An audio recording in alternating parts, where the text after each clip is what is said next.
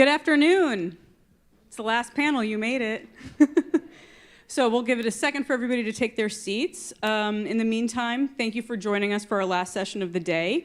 This is Fighting Fascism in a Post-War World. I'm Gemma Birnbaum, the Executive Director of the American Jewish Historical Society. And I am so pleased to have with me two panelists. First is Dr. Matthew Dallek. He's a historian and professor at George Washington University. His most recent book, which you maybe saw out in the lobby there, is Birchers, How the John Birch Society Radicalized the American Right. And with us as well is Kenneth Jacobson, National Deputy Director of the ADL, and ADL's longest-serving employee, having joined the organization in 1971. So Matt and Kenneth, thank you so much for joining us today. We're going to jump right into it. Often the narrative around post-war society is that it's peaceful, it's prosperous, everything's fine now. What are some of the challenges that the Allies faced in the immediate aftermath, both at home and abroad? And Matt, if you could answer that for us. Well, it's great to be here, and I should add that for my book, the papers here in your collection of the 24 archives I consulted were probably the single best resource. They're really amazing, and so it's really an honor for me to be here. The post-World War II world, yeah, it wasn't all Leave It to Beaver, right? Where, obviously, there were a variety of right-wing, far-right, sometimes conspiracy theory, and even more. And even more explicitly racist, violent, and anti-Semitic groups. And so one of the things I think to emphasize is that there was a real spectrum. There were movements, obviously, like McCarthyism, which was conspiratorial. There was, of course, in the 1950s and 60s, the KKK. But one thing I've realized in reading this dissertation by Robert Billups, who's now at UVA, is that there were actually a surprising number of fascist Nazi groups operating, even in 1958, 59, and 60, within the United States, but with a kind of global consciousness because they had connected with others around the world. And what were they doing? They were bombing synagogues. They were defacing Jewish institutions, and so it was really a range. And as Steve Ross and others have said to me, the John Birch Society, which I write about, and we can talk about them and their ideas, the more Nazi-esque parties, the KKK, often saw the Birchers as a little bit to their left. And but again, I think what I would emphasize is that there's a real a fluidity to these movements, because the Birchers, for example, which were basically isolationist, conspiratorial, a more violent, anti-establishment mode of politics, they often served as a kind of gateway radical group. And so members would sometimes join and then either get radicalized by them even more so, or realize I want something even more explicitly anti-Semitic, more violent, and they would move on. So people like Willis Carto or Robert Depew, who founded the Minutemen. And so, again, it's not like these groups are just contained in their little bubbles. They actually move back and forth often. You want to add? Yeah, well, there were several factors that made it possible for such groups to emerge after the war. First of all, the war itself basically temporarily destroyed those groups, because all the pro-Nazi stuff, obviously, once Pearl Harbor took place, these groups, but they didn't disappear. They just, in effect, went quiet and silent.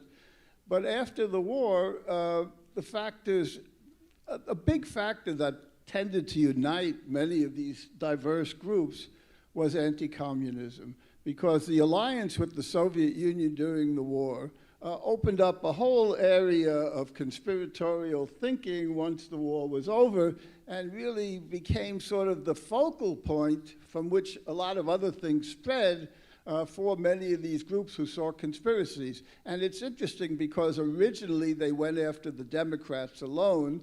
After all, many of the isolationists before the war were Republicans, and these are folks who it seemed like they would lay off. But then when Eisenhower was elected, they went after him as well. So after a while, it wasn't only targeting Democrats, it was targeting. And then the third element that became a factor in all this was the emergence of the civil rights movement, which of course, particularly obviously for the KKK, but not limited to the KKK, for those who saw America as losing its way through the idea of working for civil rights. That too, together with anti-communism, opened up a path, which again was reflected in different ways. And of course, we can get to the issue of anti-Semitism and which groups were more involved in it, which not. And I could talk about ADL's work to try to counter it.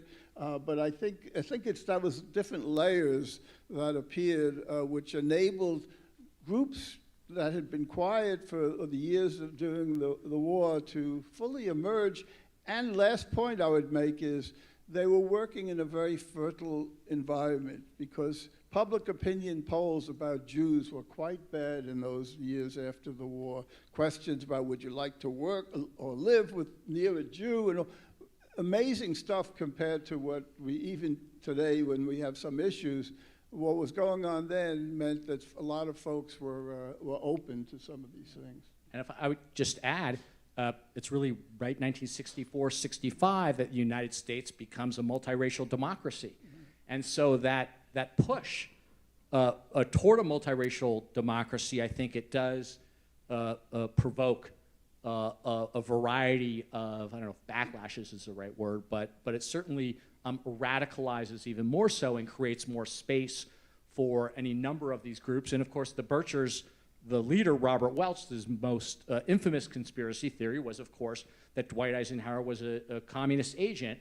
And as one ADL operative said, with a lot of these conspiracy theories, it's not too long before they add the usual Jewish fillip to it, right? Meaning that you don't have to travel very far before they start blaming the Jews. The one other thing I'd like to add in the broad discussion is that it was written somewhere that when fascism comes to America, it's going to be wrapped around an American flag.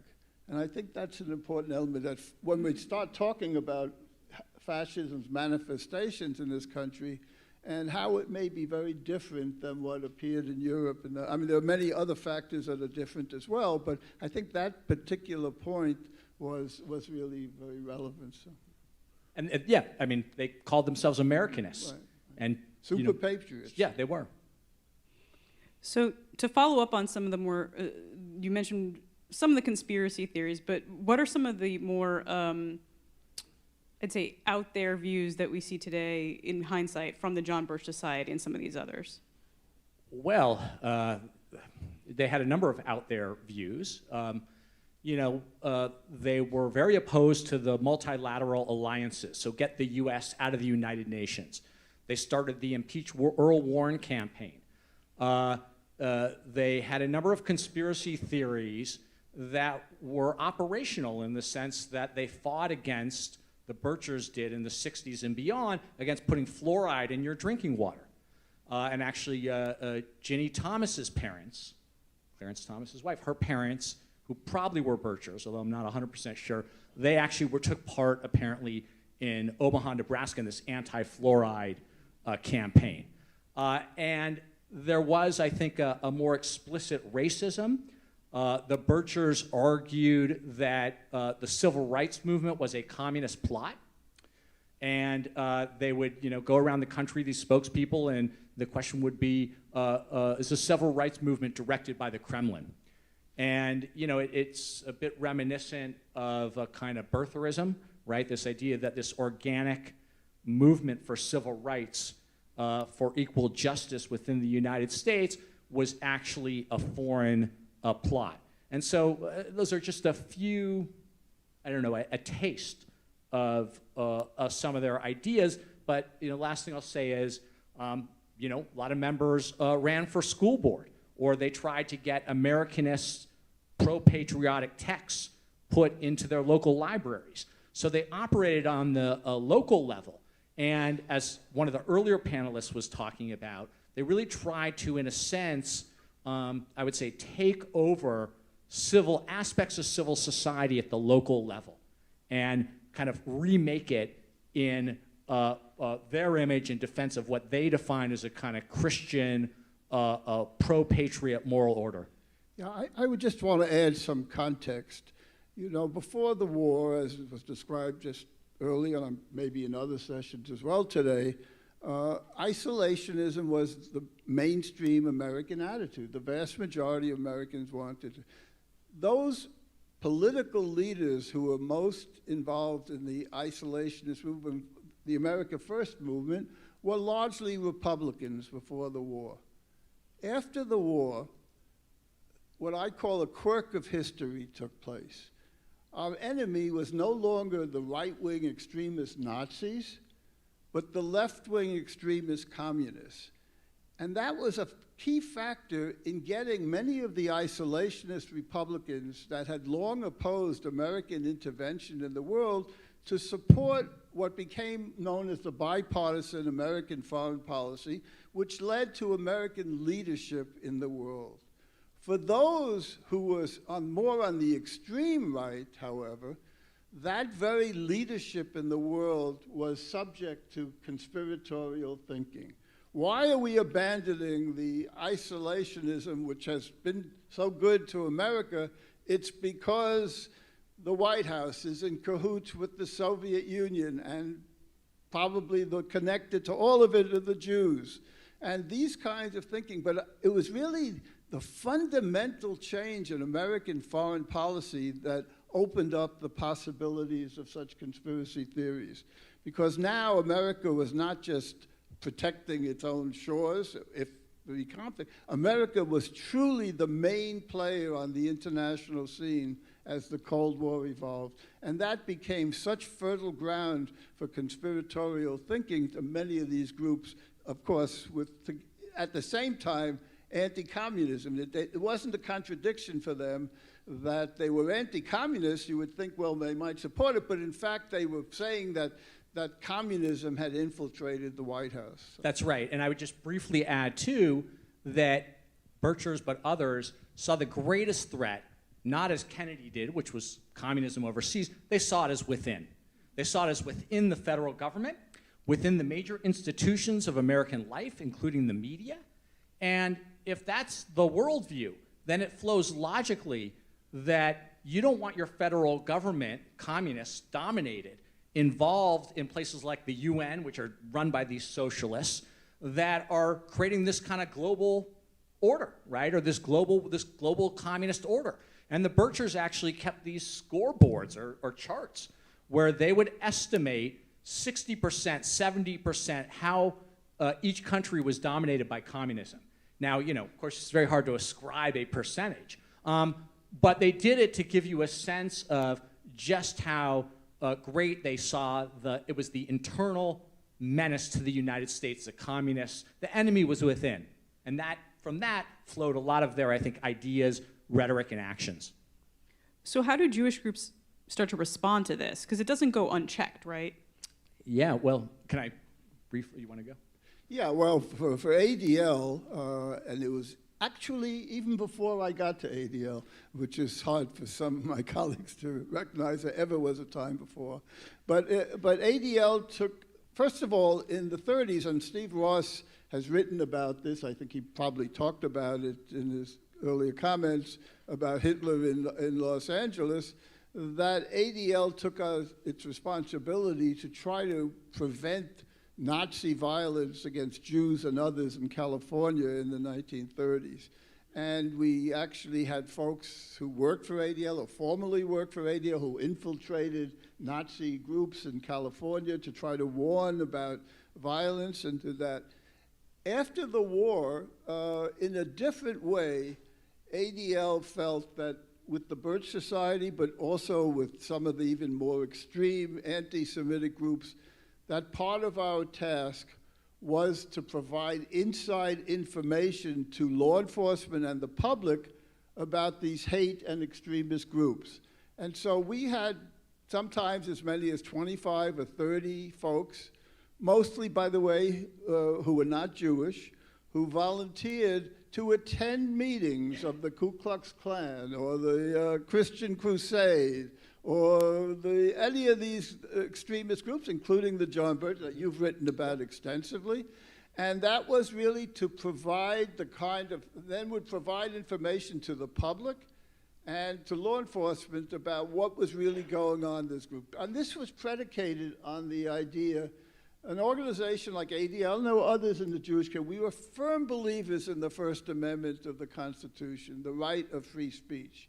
And even hateful speech is protected by the First Amendment. So how do you operate against this vile kind of stuff when you believe in the First Amendment? And so the idea was, and Justice Brandeis said it, is the best way to fight it is expose it to the light of day. That's the best way to fight hate.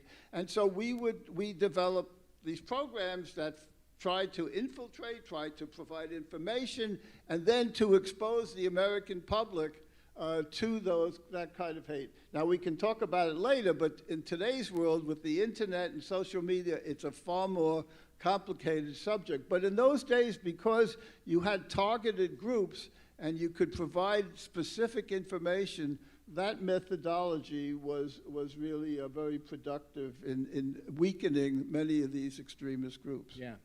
Well, and I would add, so I have a whole chapter on really the ADL's efforts to not just infiltrate, but expose and discredit the John Birch Society as a hate group, as an extremist group operating outside the bounds of normal American democracy.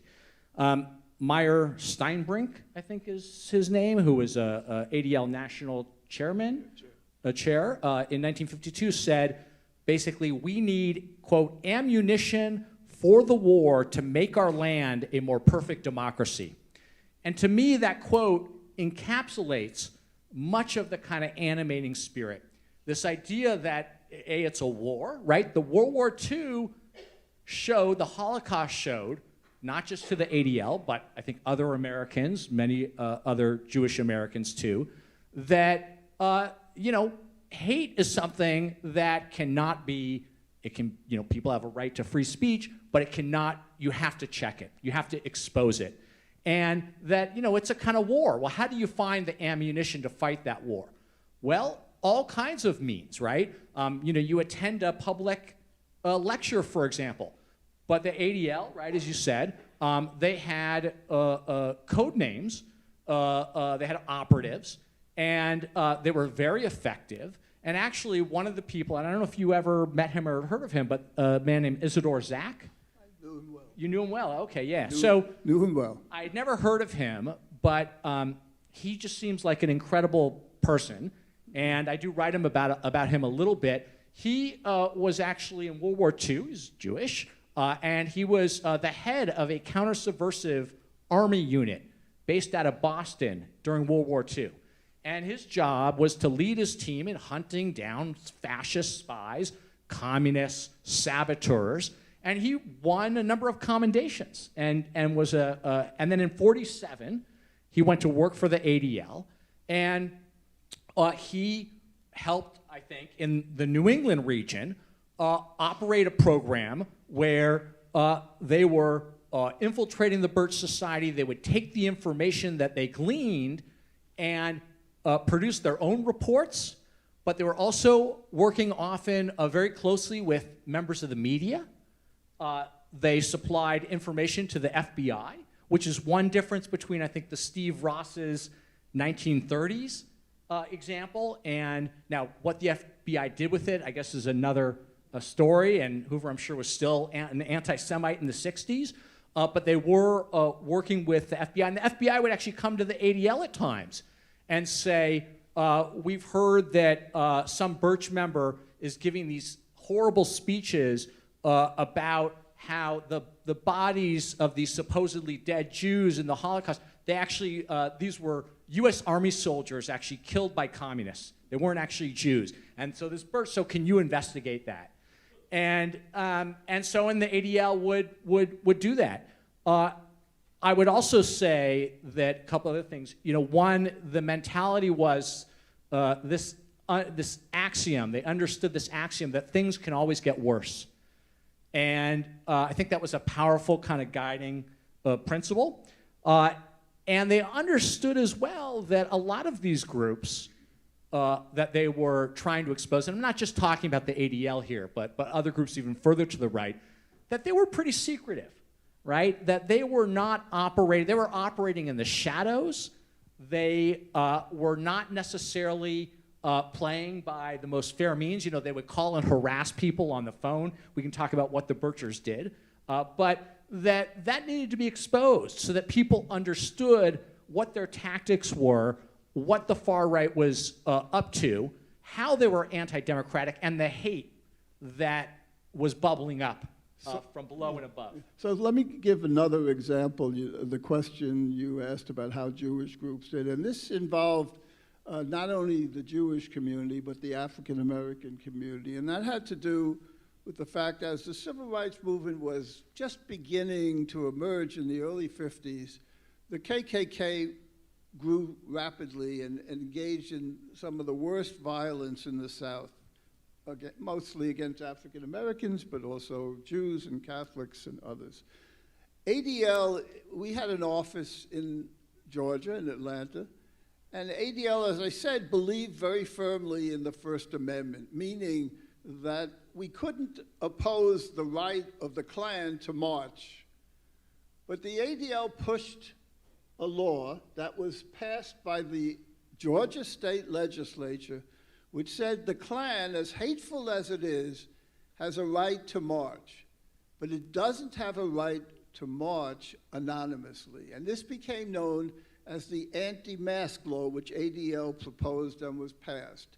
And the anti-mask law basically said, you can march, but you can't wear those hoods over your head, you know, those terrifying images of the Klan with the hoods and the torches.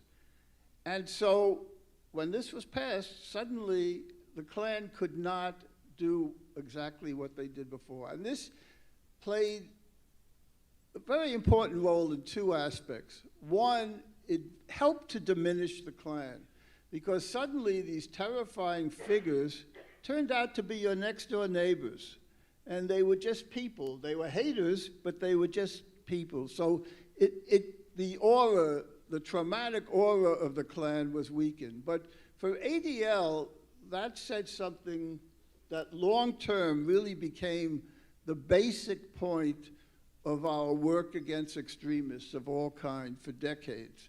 And that was our job is literally and figuratively to expose to the American people who these haters are and what they're about, and to count on the goodwill of the American people, the government, and all, to make sure that those folks do not become mainstream or acceptable to them. And so that was a methodology that then became part and parcel. I could talk forever about the many, many examples of, and our Center of Extremism today, which has become a huge operation, still works on that basic premise, even though with social media it's a lot more complicated. And could I just add really quickly, I think that's a really powerful point, and I argue in my book that it was extremely effective. And now it wasn't just the ADL, of course, because of course no one group could do it in isolation. Earlier panels have talked about the politics of solidarity, heard the word ecumenicalism or ecumenical. It was the ADL, but it was also the NAACP, Americans for Democratic Action, the union-backed Group Research Incorporated, elected officials in both parties, by the way, both political parties, the mass media, which was, of course, nothing like it is today. And I wouldn't say it was easy, but it certainly was easier in the 50s and 60s to mount this kind of campaign of exposure. And one of the interesting things about these archives here is that it not just was about what the ADL did and how they achieved what they did, but it was also a window, in a way, to the elements of hate within the Birch Society that the Birch Society was insistent did not exist. Because the ADL was able to uncover, to unearth this kind of, whether it was anti-Semitism, whether it was anti-black racism, where it was this very aggressive threatening and menacing approach that the Birchers were undertaking within their communities. And so you can see, if you go through these papers, hate from the Birchers in a way leaking from both below and above. Now, I'm not saying all Birchers were haters, or were racist or anti-Semites. I don't think that's the case. But you can certainly see it documented in there. And that's why it's not just such a valuable collection, but you can see how the exposure was very powerful at the time, and why the ADL was so concerned about what the media was reporting about the Birchers. And at this point in time, they're much more prolific than I think we really realize today. I mean, and they're also not just in the South. I think there's this idea that a lot of this racism and anti-Semitism is coming from the South, but like, where are the hubs of the Birchers? Well, so it's a really interesting question. One of the things, and I did not anticipate this at all, but the Birchers were, they were very powerful in California, and most people would say, okay, it's a Sun Belt, right? It's Arizona, it's California. Well, it turns out, and this is again in part because of these papers here, these papers are just about New England. And what you see is that there are Birchers all over New England. They're all over Boston. They are, sure, they're in the South, but they're all over the Midwest. In fact, the Midwest, places like Milwaukee suburbs or Wisconsin, are real hubs of what I would describe as far-right activism and activity. And you can see that in kind of the documents. The Mountain West, right? Places like Montana. So I'm not saying that there were a majority. Clearly they were not. And I think that the Birchers and their ilk, like in their maybe allies, remained on the far right. They really remained extremists for the most part. And actually the Birch movement kind of faded by the 1970s. But it really was a national movement. And we do see the kind of almost organic nature of the far right, and that it's not regional, not confined simply to this white South that is pushing back against integration. I would just add that the greatest failure during this period, of course, was McCarthyism.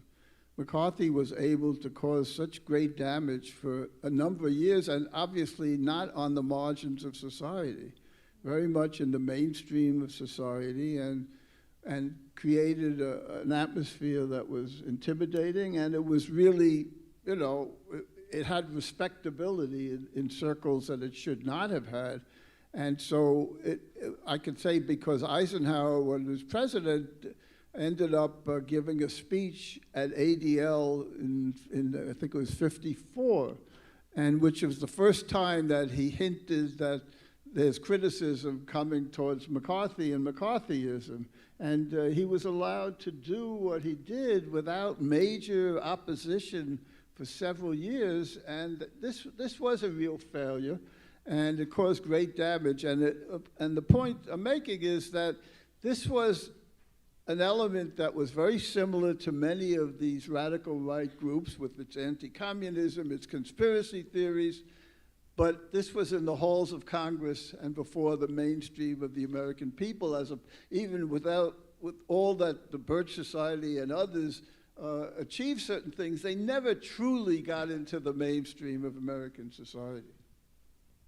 Very briefly, and then the big worry, of course, the fear in '64 when Goldwater ran, is that basically we have this was the argument of some liberals, that there was a kind of homegrown fascist movement within the United States that is on the verge of taking over one of the political parties, a major element of it, and that's why Nelson Rockefeller, he gave that famous speech in '64 at the convention where he says we have to reject extremism within the Republican Party, these haters, the people doing the bombings, and then he's basically booed down. So there was real fears, and actually, last thing I'll say is there was a robust debate about the Birchers. Who were they, right? I mean, yes, sure, they're American citizens, but were they fascists or were they pathetic, right? As one said, were they little old ladies in tennis shoes to be mocked, or were they like really a fascist threat brown shirts, silver shirts, as they were called. And that was kind of a robust debate among liberals at the time.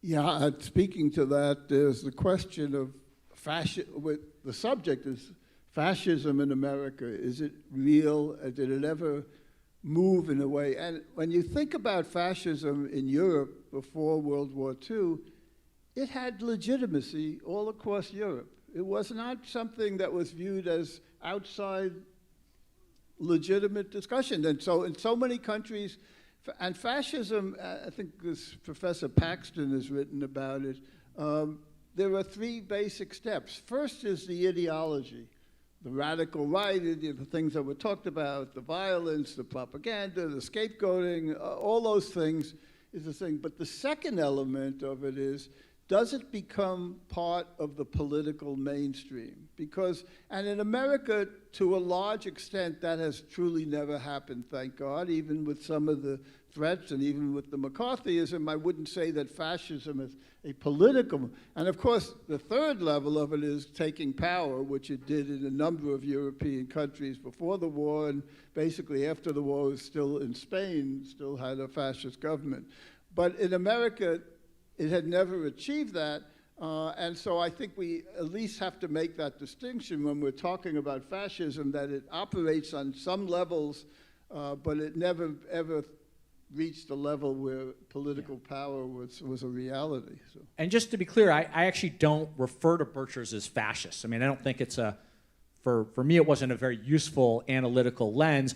There were, though, actual fascist neo-Nazi movements like the swastika epidemic in the U.S. So, and the National States Rights Party and the American Nazi Party in Rockwell. So, you know, I think it's important to kind of draw that distinction. And as the first panel said, yeah, I mean, Hitler was popular, right? He was very popular among many Germans, and that was not the case in post-World War II America. Which gets to another subject. Maybe I'm preempting a question that you have, but that has to do with the issue of Holocaust denial. Now, Holocaust denial started, there were already signs of it shortly after the war, but it really began to emerge. I always remember because I was working at ADL as a junior staffer, and I ended up reviewing the book by Arthur Butts, who's a professor of engineering at Northwestern University, who wrote a huge tome on trying to prove that the Holocaust never happened.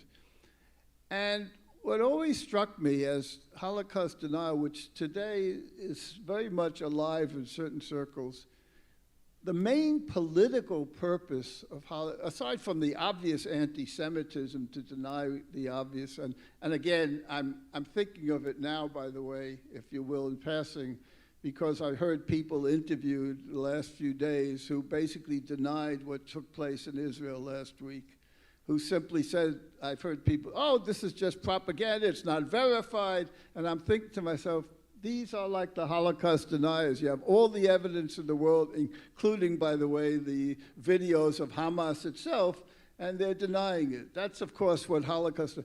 But the political purpose of Holocaust denial, in my view, is to resuscitate the legitimacy of fascism.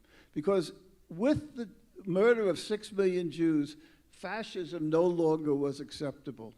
Even if the world didn't do enough about anti-Semitism afterwards, the idea that fascism could ever regain its former level of legitimacy was out the window with the murder. And so that, to me, is the underlying political purpose. If you can raise questions about whether the Holocaust ever happened, that opens a path for fascists to reemerge into the mainstream of society. So it's just something that I think about a lot as I hear, and as I saw some of those folks being interviewed in some of these demonstrations yesterday about the horror that took place in Israel, and it was just so reminiscent of the Holocaust deniers. Speechless. I could keep going.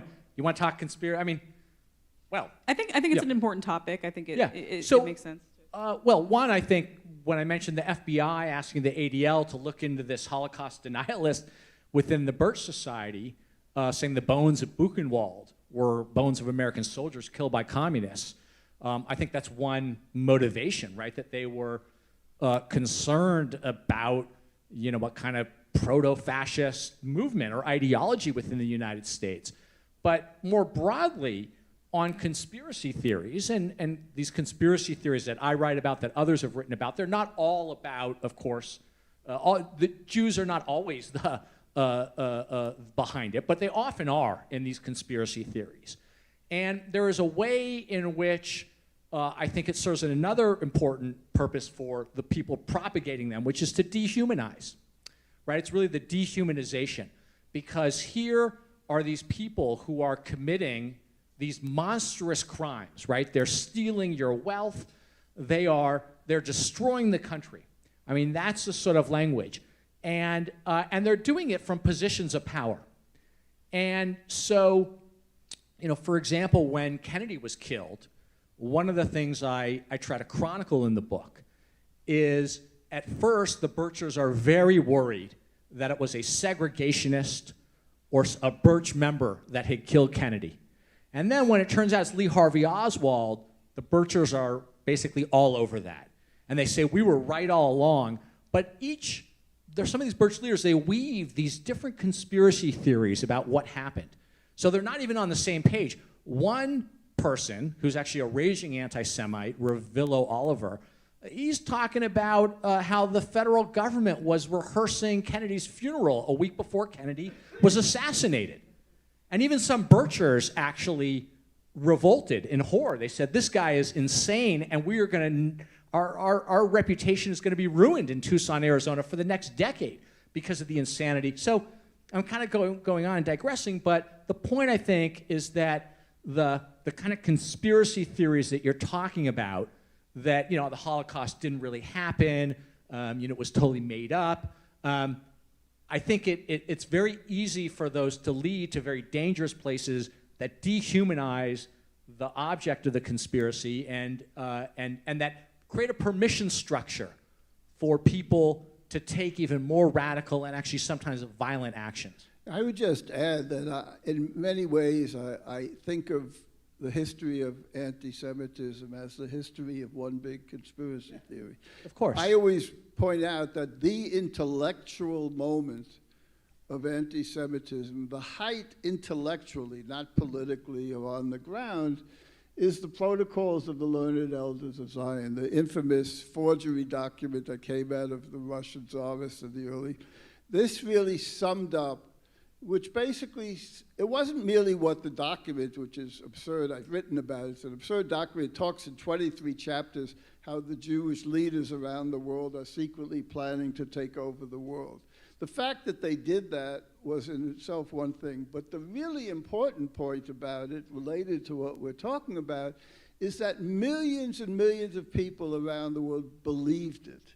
And they believed it because they said, it's only confirming what we have known all along. And now on paper, it shows the evidence of what we knew all along, with the Jews are all powerful, poisonous, and that. And therefore, with that kind of thinking, it just basically means that any time there's a social, political, economic crisis in society, and we saw this, for example, during the COVID things, people will seize upon it and basically say it's the Jews' fault. They're the ones who do it, because there's that whole history and basically this intellectual idea that the Jews are not like you and me, that the real truth about the Jew is something hidden, something poisonous, something all-powerful. And therefore, whenever there's a crisis in society, you can be sure that some folks, without overstating it, will look to a conspiracy theory about how the Jews are to blame for it. So. And so if you could get your questions ready, those are going to be collected in the next few minutes. Can I just add one? So we were talking about how, these groups, Birchers, others, were on the fringe, and it's true, and they remain there mostly. But I do think it's important to add that a lot of the people who were floating these conspiracy theories, who were floating hate, who were leading this movement and in the movement, were in many respects white, wealthy, privileged. They were industrialists. They were upper middle class, doctors, dentists. There's a guy named, just an example, James Oviatt, whose name still graces this incredible building in downtown Los Angeles. And he was the city's leading haberdasher. And he started sending, I think, thousands of copies of Common Sense, which was basically a rehash of the learned Elder Design, to his customers. Well, the ADL in the West Coast got wind of this, and they wrote a letter to this guy, Oviatt, and they said, if you keep, and he had a birch sign in his office, and he rented out his space, I think, to the Christian Defense League, which was like a Gerald L.K. Smith offshoot, like very racist, quite violent. And they said, if you don't stop, sending out this anti-Semitic tract to thousands of people, we're going to expose you. And Oviatt was very defensive. ADL exposed him, and then Oviatt sued the ADL. And what's interesting, though, is that in the lawsuit, Oviatt says, look, I'm not anti-Semitic. I even have some Jews who work for me. But in the lawsuit, of course, he reveals his anti-Semitism because he starts talking about the Jewish media and this conspiracy of Jews against him. I mean, it's like, you couldn't have scripted it that way, but it sort of makes the case that the ADL was making. He made it himself. But he was, of course, very wealthy, quite prominent, and these people were not sort of, blathering on the margins of American society. They were people like Fred Koch, for example, or Robert Welch, a former candy manufacturer. They were white, wealthy, but yet they saw the country slipping away from them. And so that was kind of the paradox of this movement. The most powerful, in some ways, wealthiest people in the country viewed the country that had provided them, in a way, so much as really being destroyed from within. And that's something we can kind of see today, just to bring it back to the present, this idea that something is going to be taken away from you if somebody else has something. So last question before we get to some of the audience questions. What do you think is the biggest threat to American Jews today? When you ask that question at this particular moment, it's, listen, I've worked for ADL, as was said, for over 50 years. I spent so much of that time defending and explaining Israel, and I never felt so sad as I feel now. And this was by far the worst thing that has happened to Israel, in my view, in its history. And of course, it's been pointed out repeatedly, the largest number of Jews being murdered in one day since the Holocaust. But I just think that on top of that, the level of reaction by some who, in other words, you disagree with Israel, you even criticize Israel. I have no problem, you could talk about it all the time. But when something like this happens where men, women, and children are murdered in the most brutal fashion, there's no second opinion that should be there. There should be no rationalization.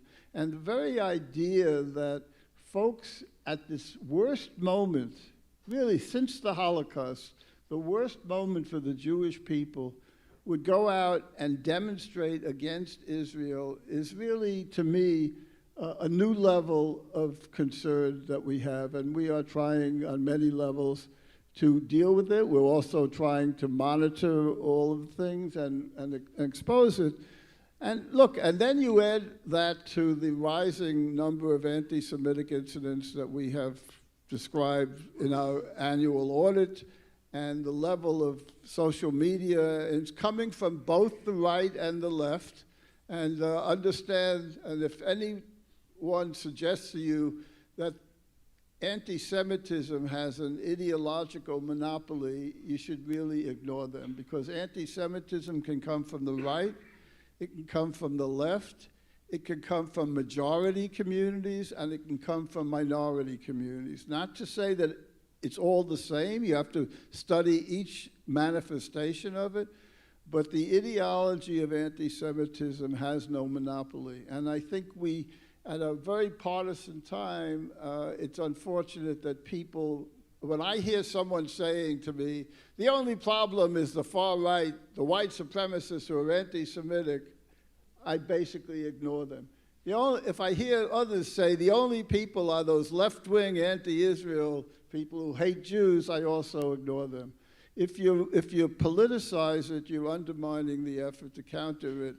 And the other point I would just add in conclusion about it is, I think the most important challenge for those of us who are trying to counter anti-Semitism and to prevent it from really growing in this country is to strengthen the political center.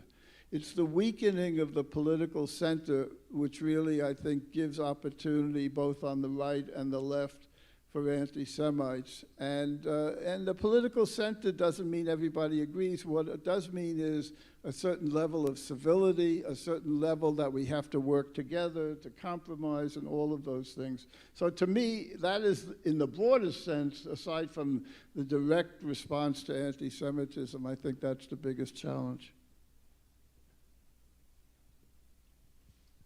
Do you want to go ahead and answer that one too? No, I thought that was great, other than, I share all these concerns. Okay, so we have, every single one of these questions is good, and I wish we had time for 14 questions, because that's how many we have here. So I'm going to kind of see how many we get through. Do we know how the Oath Keepers, the Proud Boys, QAnon, etc., proceeded from the Birchers and McCarthyism? How are they the same, and how are they different? Oh boy, that's a great question. Look, I would say we can always, there are a lot of differences, and I do not want to say, oh, these are just the Birchers 2.0. It's not that at all. But there are some ties. I mean, I think that what I argue in my book, at least, is that the Birchers helped to create, they're not the only ones, but they helped to create a kind of alternative political tradition, or they helped forge it in modern America on the far right. And again, it includes conspiracy theories, all the other things I mentioned. And that tradition, even though the Birchers by the mid-70s they still exist, but they're weak. But that tradition is picked up on by a variety of successors, ideological successors, sometimes political successors. And whether or not the leaders of the Oath Keepers or QAnon know anything about the Birch Society, I do think that there's a kind of ideological inheritance that they have picked up from them. And some of the theories, or some of the books that they read, for example, so Alex Jones, who apparently his dad was a member of the Birch Society, and Jones has said that, of course, people are like, yeah, of course, he said that the most important book for him, I think, was John Stromer's None Dare Call It Treason, which was a huge bestseller, but also a big book for the Birchers, right? This conspiratorial.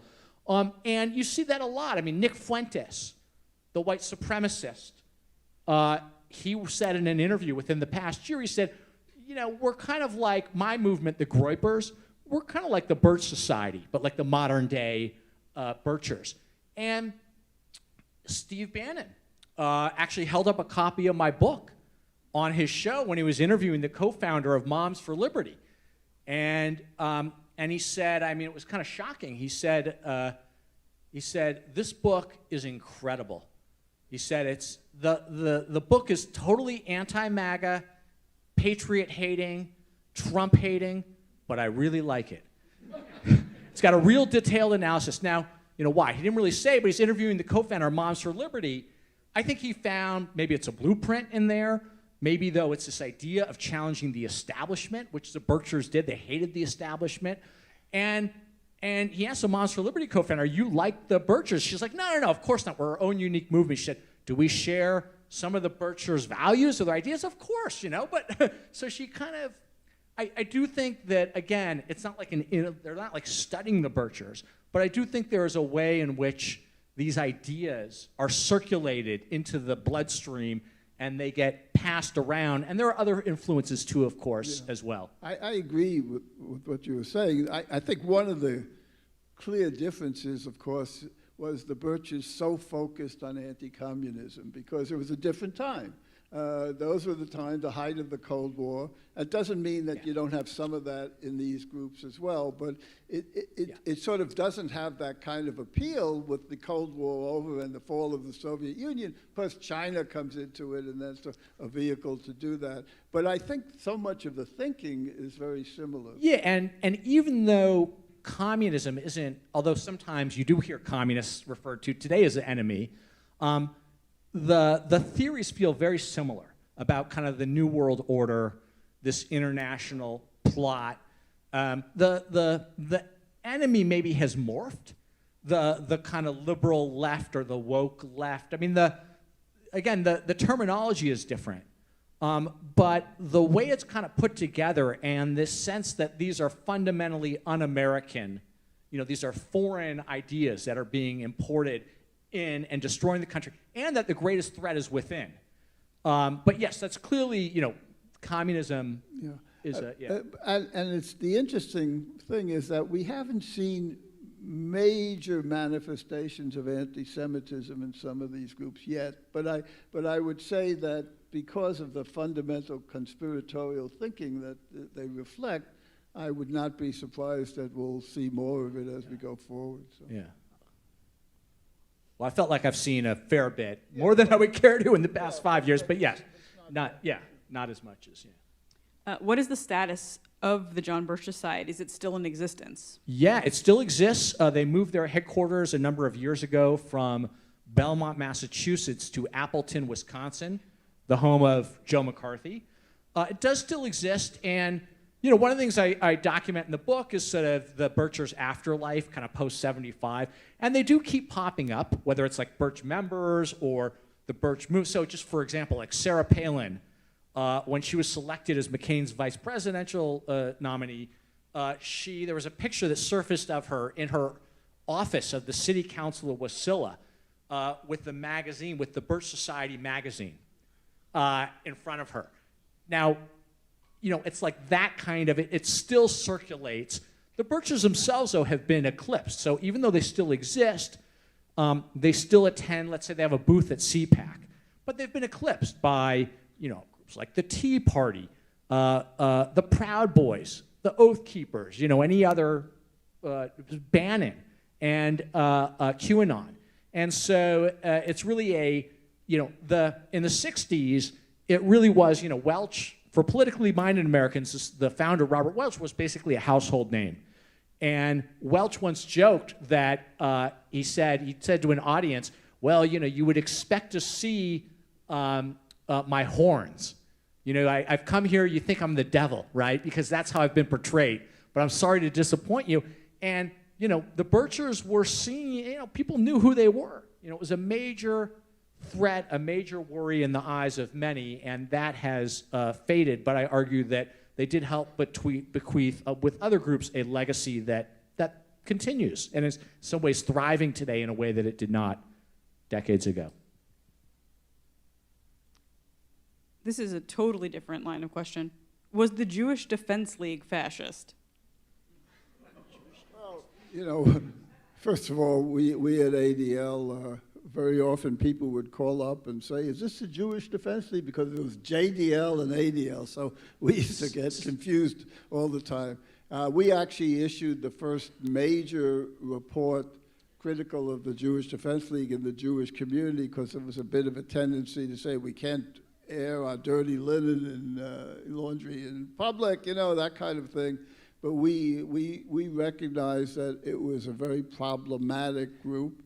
It surely had anti-democratic tendencies, whether we use the word fascist. And in fact, when Meir Kahane went to Israel to live, he was banned by the Israelis from participating in the political system. So the fact is, whether you call it fascist or not, it may be a technical term, but it surely was anti-democratic, had a philosophy that had a violent side.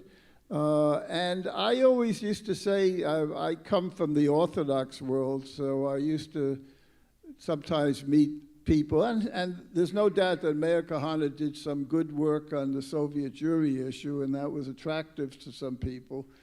But I used to say when I was concerned about it, trying to convince people that they should not be supporting Kahana, I would say, forget about the people who he hates and he would discriminate against. He would do it to you if he were in power, meaning that he fundamentally was anti-democratic. And I think Israel recognized that, and that's why they kept him out. So I don't know whether fascist is the right word, but it surely was an anti-democratic leader. Yeah, and I would just add that actually Mayor Kahane went by an alias, Michael King, and was a member of the Birch Society for a time. And at some point, I think in the 70s, when, I don't know if it was before or after, because he was convicted, I think, on charges of bomb making well, there was and they asked, well, and the Birch Society confirmed it. Yeah, under the alias Michael King, he used to be a bircher, and there were a handful of African American birchers, or a handful of Jewish birchers, something called the Jewish Society, I think, for Americanists. But there were a fringe minority group within the birchers. In your opinions, how disturbing are the sort of book banning and other things that we might consider precursors to fascism that we see today? I told you, they're really good questions. Yeah. And the universe of things to worry about, where does it fall? Yeah, look, we have a bunch of trends in this country that are disturbing, and sometimes the implication of these questions is that all these problems are only coming from the far right, but I would argue that many of the problems that we have, that the left, which talks about itself as sort of liberal, but they're really illiberal on illiberal kind of activities and the framing of it as if it's something right. So I think I think it goes back to my earlier point. I think the weakening of the center in this country is really one of the biggest challenges, and that allows some of these manifestations to take place. And if we're going to, reestablish a more civil society, I think people have to be willing to start to stand up and say, whether I agree with you or not, we have to find a way to work together. And so I would add that one interesting aspect, or two maybe interesting aspects from the 60s at least, and the example of the Birch Society, was that containment, right, strategies of containment, they work. Now, it's harder today for all sorts of reasons, but they were effective. Those alliances, those kind of cross-racial, cross-religious, interdenominational alliances were very effective, often, of the kind centrist sort of politics or liberal politics from the 60s. And then the other thing that I argue is that in the example of the Birch Society, at least, they kind of burned themselves out. And this gets to the question of, well, today, what happened to them? One of the things I argue is that over time, they started out pretty radical, but they got more and more radical. Its members became more and more disruptive. Some became more violent. It drew more and more bigots to its ranks. And I don't know if it's quite an iron law of extremist movements, but it could be that some of these movements become more extremist over time. Because once you unleash, I think, an extremist ideology or conspiracy theories, you attract, I think, even more extreme members. And so, the Birchers, I think, kind of self-combusted. Now, I'm not saying, whether we're talking about far right or far left, that is going to happen.